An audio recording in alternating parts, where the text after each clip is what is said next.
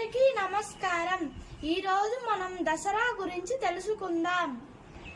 దసరా పండుగ ప్రాముఖ్యత అంటే చెడుపై మంచి విజయం. ఈ పండుగ హిందువులకు చాలా ముఖ్యమైనది.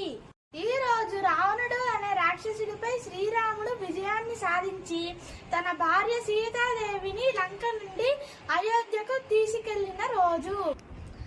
మరియు దుర్గాదేవి మహిషాసురుణ్ణి సంహరించిన రోజు ఇదే.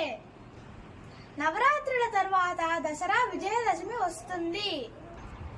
ఈరోజు ఆయుధ పూజ, రావణుడి దహనం, జమ్మి చెట్టు పూజ వంటి అనేక ఆచారాలు చేస్తారు.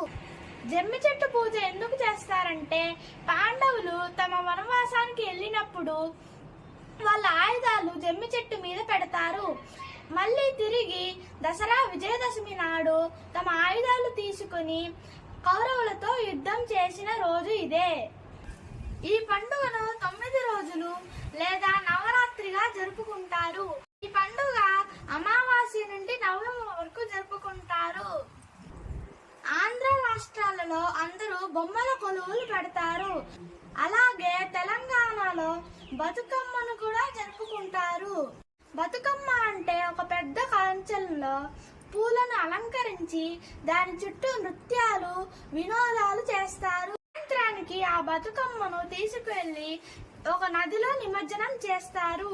ఆర్ఎస్ఎస్ వారి దసరా పండుగ. ఆర్ఎస్ఎస్ వారు 6 పండుగలు జరుపుకుంటారు. వారి 6 పండుగలలో దసరా 5 పండుగలు ఏమిటి అంటే హిందూ సామ్రాజ్య దినోత్సవం, మకర సంక్రాంతి, ఉగాది, గురు పూర్ణిమ, ఇంకా రక్షాబంధన్. నవరాత్రుల సమయంలో 9 రోజులు అమ్మవారిని ఒక్కొక్క రోజు ఒక్కొక్క విధంగా అలంకరిస్తారు. మొదటి రోజు శైలపుత్రి, రెండవ రోజు బ్రహ్మచారిణి, మూడవ రోజు చంద్రకంఠాదేవి, 4వ రోజు కూష్మాండాదేవి, 5వ రోజు స్కందమాతాదేవి, 6వ రోజు కాత్యాయని దేవి, 7వ రోజు కాళరాత్రి దేవి, 8వ రోజు మహాగౌరీ దేవి, 9వ రోజు సిద్ధిరాత్రి దేవిగా పూజింపబడతారు. పండుగ ప్రధాన ఉద్దేశం ఏమిటి అంటే చెడుపై మంచి విజయం. ఈ రోజు రావణుడిని రాముడు సంహరించిన రోజు మరియు దుర్గాదేవి మహిషాసురుడిని సంహరించిన రోజు కూడా.